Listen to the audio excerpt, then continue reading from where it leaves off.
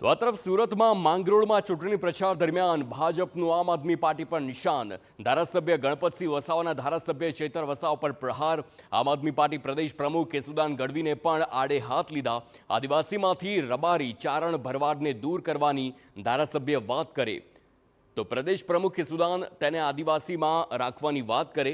Chaitar Vasava party છોડવાની વાત કરતા હતા। આ તમામ વાત ગણપત વસાવા જણાવે છે। પાર્ટી તો નથી છોડતા, પણ કેશુદાન બાબતે કંઈ બોલતા પણ નથી। આદિવાસીમાંથી એમને બાકાત કરવાની વાત જ્યારે ધારાસભ્ય કરે છે ત્યારે એમનો જ પાર્ટીનો અધ્યક્ષ કેશુદાન ગઢવી પોતે ચારણ રબારીમાં આવે છે। એમ કહે છે કે ભાઈ ચારણ રબારી ભરવાડને આદિવાસીમાં જ રાખવાના છે। તો ભાઈ આપણે શું સમજવાનું છે? એક બાજુ એનો ધારાસભ્ય આવી વાત કરે, એનો પ્રમુખ આવી વાત કરે। નકલી મસીહાને ઓળખવા હોય તો ડેડિયાપાડોનો પ્રવાસ કરવો પડે।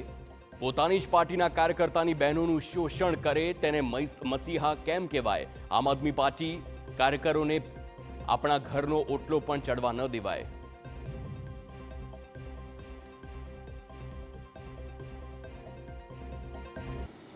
પોતાની જ પાર્ટીના કાર્યકર્તાની બહેનોનું શારીરિક શોષણ જે માણસ કરતો હોય એને બહેનો આદિવાસીનો મસીહા કહેવાય ખરો?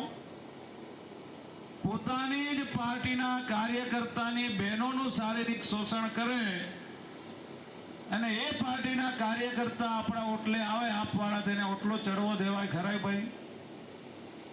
આપવાળાને તો ઓટલો પણ ચડવા દેતા નહીં। ગણપત વસાવાના આક્ષેપ પર ચેતર વસાવાનું કહેવું છે કે તેમની પાસે આવી વિગત હોય તો જાહેર કરે અને સરકાર પણ તમારી છે, પોલીસ પણ તમારી છે। આવું કંઈ હોય તો તાત્કાલિક કાર્યવાહી કરે।